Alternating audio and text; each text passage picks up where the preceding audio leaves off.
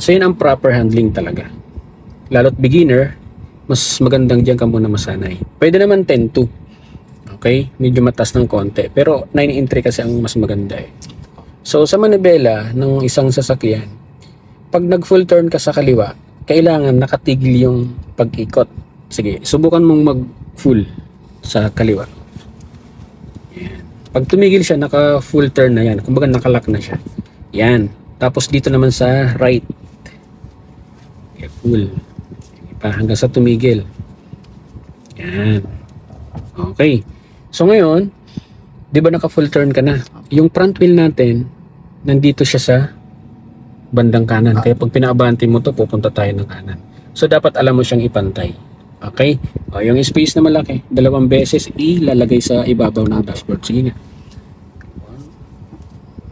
1, 2, yan.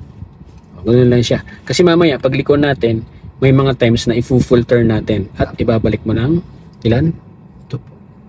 Yan. Para hindi ka mahirapan sa mga pagliko. Okay?